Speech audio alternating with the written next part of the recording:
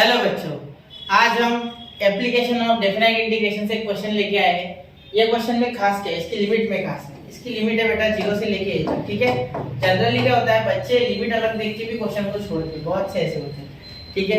इसीलिए मैंने ये क्वेश्चन उठाया है क्योंकि लिमिट x = a दी गई है, ठीक है। जनरली यहाँ नंबर की हमें आदत होती है, या जो बच्चे जनरली ऐसे वेरिएबल से डरते हैं उनके लिए भी ये क्वेश्चन एक हेल्पिंग होगा, ठीक है। इतना मुश्किल नहीं है ये, यानी कि हमें सिर्फ लास्ट में पुट करना होता है।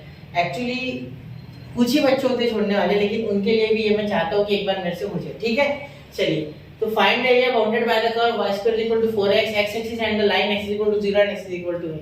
अब यहाँ मेरी बात पे ध्यान देना, यहाँ आपको क्या बोला गया है कि ये कर्व कुछ ऐसा होगा, ऐसा मैं समझ पा रहा हूँ कुछ इस तरीके से, ठीक है। क्योंकि ये देखो x के डायरेक्शन में जा रहा है 4ax, तो जब आपको 4ax बोला जाए तो समझ लेना कर्व ऐसा, ठीक है। ऐसे याद रख सकते हैं कि y² यानी कि वो जो कर्व रहेगा, ठीक है, वो कुछ इस तरीके से बनेगा जब भी y² आएगा, तो वैसे आप याद रखो, ठीक है। अगर आपको अच्छे से समझना है इन चीजों को तो आपको पैराबोला का मैंने पूरा कांसेप्ट पढ़ाया है, ठीक है।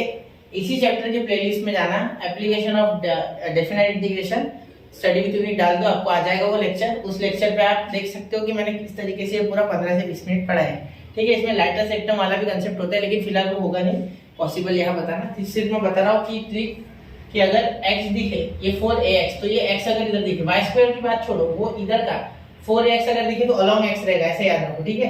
अलोंग x रहेगी इसकी, ये जो कर्व रहेगा अलोंग x रहेगा, उसकी जो ये बॉर्डर है, ठीक है, बाउंड्री, क्लियर। तो ये आपके x एक्सिस, ये आपकी y एक्सिस, ठीक है। तो आपको क्या करना है, इसके बीच में का एरिया निकालना है। सपोज यहाँ से मैं बोलता हूँ यहाँ O है, यहाँ है O यानी ओरिजिन 0, और यहाँ सपोज पॉइंट है, ठीक है। तो आपको ये वाला एरिया बनाना है, ये वाला एरिया आपको बताना है, ठीक है। ये देखो जो मैंने रेड कर दिया, ठीक है, ये एरिया आपको बनाना है, ठीक है। ये आपको बताना है कितना है, क्लियर, समझ लो। तो यहाँ से यहाँ तक इंटीग्रेट कर देते हैं ना, क्योंकि ये देखो ये तो सिमेट्रिक है, तो ये कर्व भी क्या होगा y² = 4x। अगर पूरा पूछते तो बेटा इतना तो 2 से मल्टीप्लाई कर देते, पूरा मिल जाता, ठीक है। चलिए शुरू करें, ठीक है। तो देखिए बेटा, सबसे पहले आप क्या करोगे, यहाँ सबसे पहली बात कि यहाँ आप डायरेक्टली लिखोगे कि y² = 4x is the equation of the curve, ठीक है, from x = 0 and x = a, ठीक है। तो यहाँ इक्वेशन आपको लिखनी होगी, उसके बाद ऐसे लिमिट लिखनी होगी, उससे पहले एक कर्व बनाना होगा। इससे इंप्रेशन पड़ेगा, आगे वाले को लगेगा कि बच्चे को ज्योमेट्रिकली भी चीजें समझ रही है, ठीक है। क्योंकि डेफिनेट इंटीग्रेशन ये पूरा ज्योमेट्री का पार्ट है, एक्चुअली एरिया वगैरह निकालते हैं हम, ठीक है। चल शुरू करें आगे, ठीक है। इसके बाद देखिए अब आगे हम क्या करेंगे, इसे area bounded by region, area bounded by region कैसे होगा, इंटीग्रेशन ऑफ 0 से लेके a तक, और यहाँ करेंगे y dx। बिल्कुल देखो लिमिट हमने x की लगाई है ना, तो यहाँ dx से मैंने आपको कल ही कह दिया था कि मतलब जो क्वेश्चन मैंने इसके पहले अपलोड किए कि जिसका लिमिट लगेगा उसी के वेरिएबल से इंटीग्रेट होगा, मतलब 0 से a तो dx, ठीक है। अगर मैं लिमिट y का लगाता तो मुझे y का पॉइंट निकालना पड़ता, ठीक है, फिर मैं y का भी लिमिट लगा के सॉल्व कर लेता, ठीक है। लेकिन ऐसा नहीं है, ये अलोंग x पूछ रहा है, x एक्सिस के बिटवीन, तो इसलिए हमें x का लिमिट लगाना है। तो 0 से लेके a y dx, ठीक है, मतलब 0 से लेके a ये x का लिमिट और साथ में dx से इंटीग्रेट करें क्योंकि उसी का लिमिट लगाया है।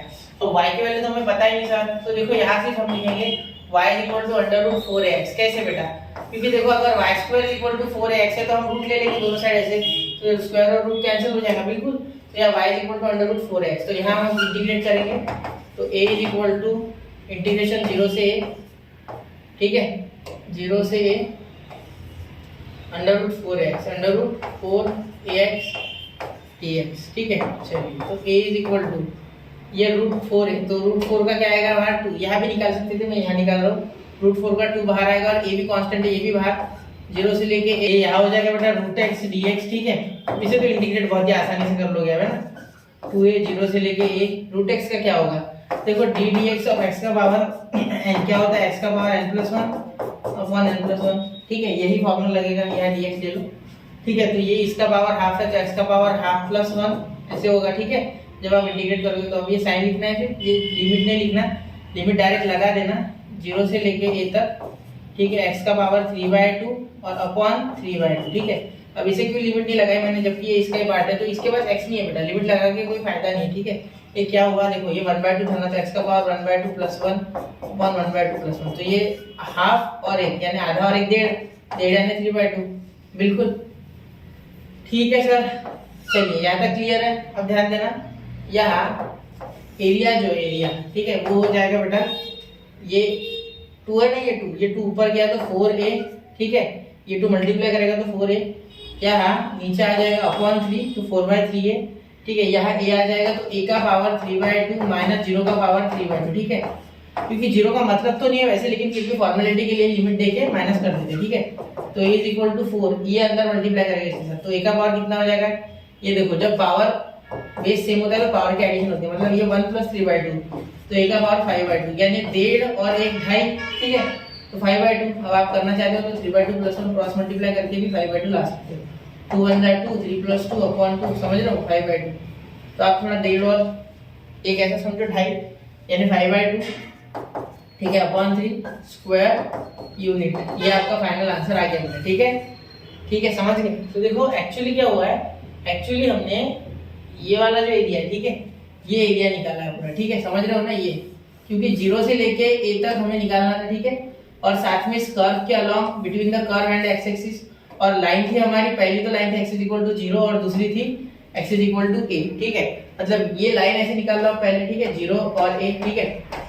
उसके बाद अब यहाँ से कर्व छोड़ दो ऐसे ठीक है, फिर एक्स एक्सिस से निकालो तो बचा एरिया कौन सा, ये इसीलिए ये एरिया निकालना है ठीक है। समझ पा रहे हो मेरी बात, क्लियर है आपको ठीक है। कोशिश तो मैंने पूरी की आपको बताने की, अगर अभी भी कोई गड़बड़ है, अगर आपको लगता है कि हमें कुछ नहीं समझा है तो आप कमेंट कीजिए, मैं और एक बार वो भी बता दूंगा ठीक है। तो मिलते हैं बच्चों अगले लेक्चर में, पढ़ते रहे आगे बढ़ते रहे। जय हिंद जय भारत।